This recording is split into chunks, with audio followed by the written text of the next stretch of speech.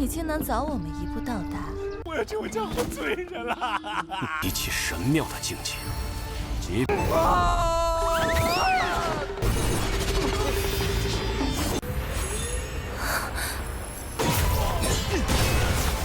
这刀魔却也奈何不得你了。Hula semuanya, bagaimana nih kabar kalian? Semoga kalian dalam keadaan baik-baik saja, sehat selalu, serta dilancarkan rezekinya ya guys, amin. Pada kesempatan di siang hari ini, kita akanlah melanjutkan tonggua dari I Am The Blade Master yang di MC utamakan oleh Yang Chen atau yang Mimin panggil sebagai Yang Ren.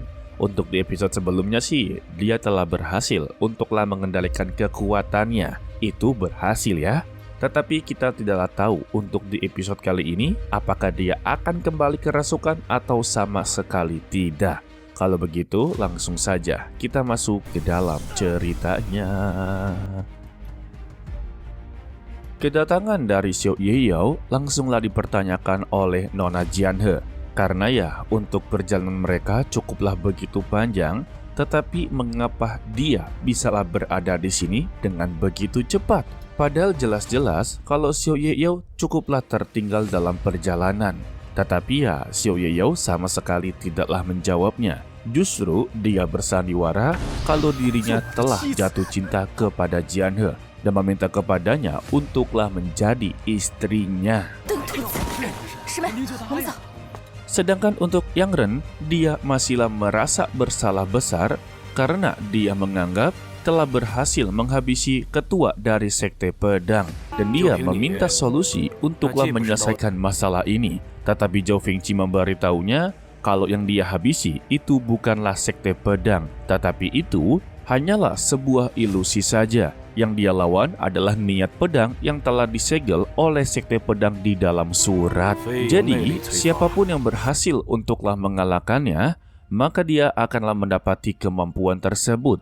Dan Zhou Fengqi sangatlah yakin kalau niat pedang yang dikalahkan oleh Yang Ren itu hanyalah tahap pertama saja. Sebab untuk niat pedang dari Sekte Pedang tidaklah semudah dikalahkan olehnya. Dan Yang Ren mempertanyakan lagi, apa arti dari niat pedang? Zhou Fengqi kembali memberitahunya kalau niat pedang itu adalah sebuah kemampuan yang tidak memiliki wujud, tetapi memiliki daya serangan yang begitu kuat. Namun tetap saja sudah dijelaskan dengan begitu detail, Yang Ren sama sekali tidaklah begitu mengerti. Yang dia tahu ya kalau dirinya telah berhasil mengalahkan Sekte Pedang dan memiliki niat pedang yang begitu hebat. Dan secara tiba-tiba, dua murid Pavilion Changfeng muncul. Hal ini membuat Yang Ren langsunglah ingin memamerkan kemampuannya. Benar, kalau saat ini dia telah berubah drastis. Dia bisalah mengendalikan kekuatannya. Dua murid Pavilion Changfeng berhasil untuklah dia kalahkan.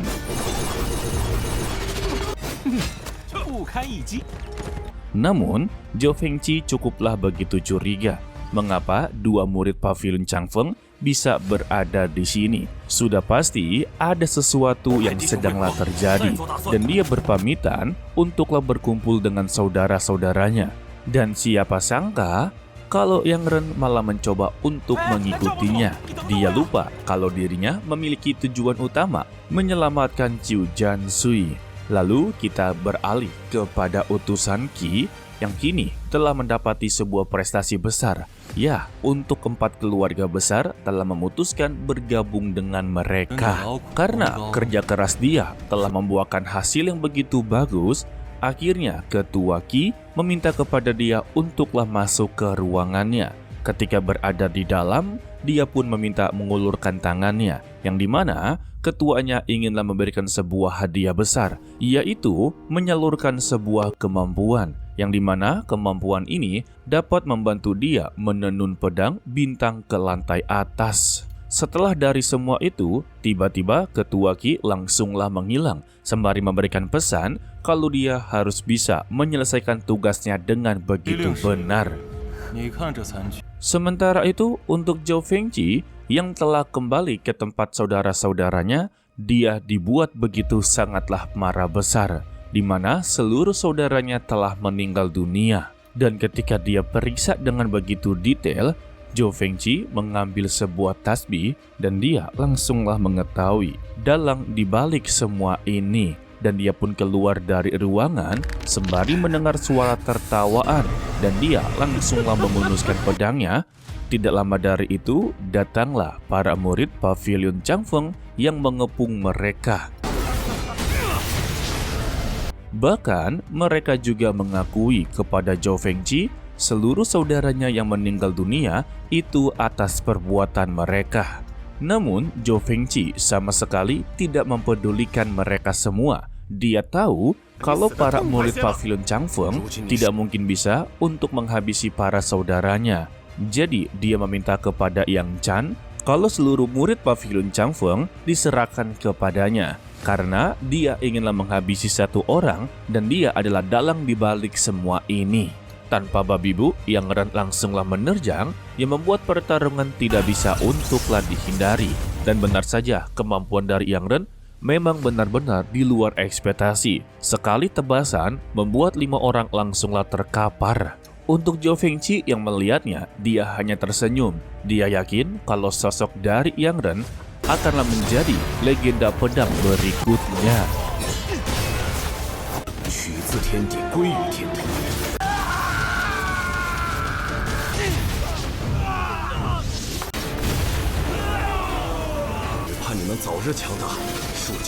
Setelah dia berhasil mengalahkan seluruh murid Pavilion Changfeng, tiba-tiba ada salah satu murid yang langsunglah menyerangnya dan pergerakannya begitu sangatlah aneh, layaknya seperti orang kerasukan. Zhou Fengqi yang melihatnya tampaklah begitu curiga. Ada yang aneh dengan pria satu ini. Tetapi untuk Yang Ren, dia sama sekali tidaklah menyadarinya, sebab dirinya masihlah fokus untuklah bertarung, dan dia berhasil untuklah mengimbanginya. Dan sedikit demi sedikit, dia mendominasi di dalam pertarungan.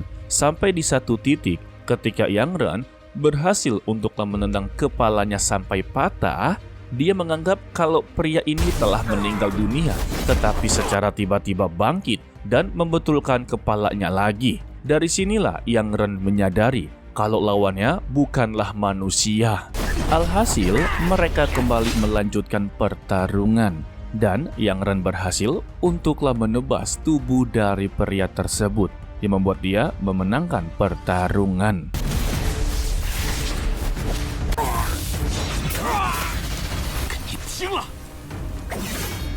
Setelah dari pertarungan ini, Yang Ren cukuplah bangga dengan dirinya. Karena ya, dia telah menjadi lebih kuat daripada sebelumnya. Sebab dalam pertarungan dia melihat seluruh pergerakan musuhnya tiba-tiba menjadi lebih lambat. Untuk Zhou Fengqi ya, dia mengakui kemampuan dari Yang Ren akanlah terus-terusan bertambah pesat.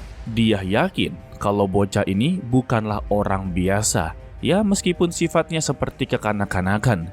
Zhou Fengqi memberitahunya kalau pria yang dia lawan barusan adalah orang yang telah kerasukan iblis. Tetapi Zhou Fengqi sama sekali tidaklah tahu siapa orang yang telah membuat pria ini kerasukan iblis. Karena baginya, orang yang kerasukan iblis sudah pasti ada dalang di balik semua ini. Lebih tepatnya ya, ada orang yang mencoba untuk mengendalikannya. Lagi dan lagi terdengarlah suara pria tertawa terbahak-bahak. Dan dia menampakkan wujudnya yang tak lain, dia adalah pemimpin perhimpunan Baihu. Kita sebut saja sebagai Tuan Baihu. Ditambah, mereka berdua ini sudah saling mengenal satu sama lain guys. Jadi, Zhou Fengqi meminta kepada Tuan Baihu untuklah jangan berpura-pura kepadanya. Dialah dalang di balik semua ini. Tetapi Tuan Baihu tidaklah membalas pernyataan tersebut. Dia justru mengoceh sendiri dengan meminta kepada Zhou Fengqi menjadi bagian darinya akan mendapati manfaat yang begitu sangatlah banyak. Apalagi dia akanlah bertemu dengan pemimpin aliansi Qi yang sangatlah mengagumi dirinya. Tetapi Zhou Fengqi sungguhlah tidak rela untuk bertemu dengannya. Lebih baik dia mati daripada harus menjadi bagian darinya. Alasan dia melakukan semua ini karena untuk pemimpin Baihu atau Tuan Baihu yang sudah sepenuhnya jatuh ke Pavilion Changfeng, itu adalah sebuah perbuatan yang tercela. Tetapi Tuan Baihu menjawabnya, orang bijak pasti akanlah memahami situasi. Ya, orang bijak sama orang pengecut sebenarnya nggak ada bedanya, guys. Lalu, mereka berdua sama-sama untuklah memberikan serangan. Untuk Yang Ren yang melihatnya sungguh begitu terkejut. Dia mengakui kalau kemampuan bela diri mereka berdua jauh di atas rata-rata. Lalu, Tuan Baihu kembali untuklah memberikan saran. Untuk apa Ketua Zhou Fengji masih bersikeras untuklah menghadapinya? Lebih baik ya bekerja sama dengannya, maka semua masalah ini akanlah selesai. Jadi ya, pada intinya, lu menjadi bagian gua, maka lu tidak akanlah mendapati masalah. Tetapi jika tidak, maka sebaliknya, guys. Dan dia memberitahu alasan untuklah bergabung dengan Pavilion Changfeng, untuklah mengakhiri seluruh cerita dari Sekte Pedang yang masihlah menempel di wilayah Ngurai Tianfeng. Tetapi Zhou Fengji menolaknya. Meskipun Ngurai Tianfeng ini bukan diciptakan oleh Sekte Pedang, tetapi Ngurai Tianfeng adalah sebuah bendera terakhir di hati pendekar pedang. Jadi, mereka tidak bisa untuklah menghapuskan jejak-jejak tersebut. Lalu, mereka berdua kembali untuklah melanjutkan pertarungan.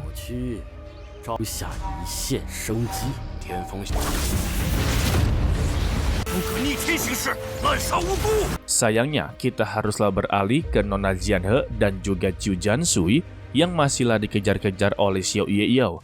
Dia pantanglah menyerah untuklah mendapatkan hati dari Nona Jianhe.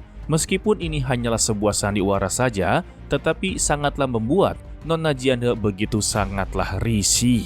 Tetapi Xiao Yeyao sama sekali tidaklah pantang menyerah. Dirinya terus-terusan untuklah menggodanya. Bahkan ya, untuk memberikan sebuah puisi cinta, serta meyakinkan kalau cintanya ini kepada Nona Jianhe benar-benar sangatlah tulus. Untuk membuktikan apakah dia benar-benar tulus, dia bisa untuklah mencabut hatinya.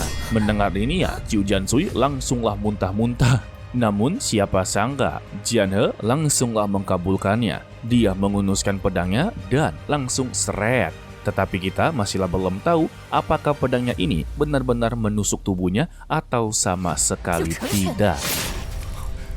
Tetapi ya, dari raut wajahnya, sepertinya dia terluka, guys. Tampaknya ya, untuk Nona Jianhe memang telah tahu kalau Xiao Yeyao sedanglah bersandiwara. Jadi ya, tidak ada ruginya sama sekali untuk membuktikan apakah Xiao Yeyao memang mencintai dirinya atau sama sekali tidak. Jika tidak ya, dia cukuplah kembali kepada Pavilion Changfeng. Namun jika iya, maka dia akanlah berada di pangkuan dari Xiao Yeyao. Dan itu semua tidak ada ruginya sama sekali.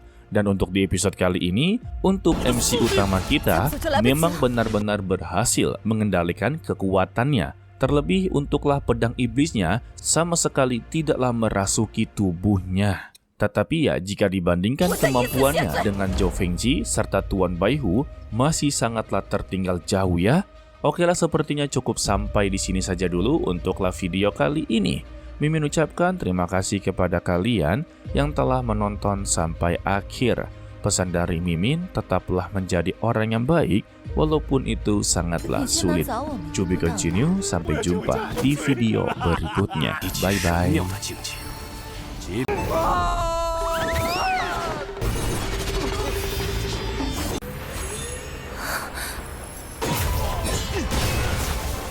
刀魔却也奈何不得你了。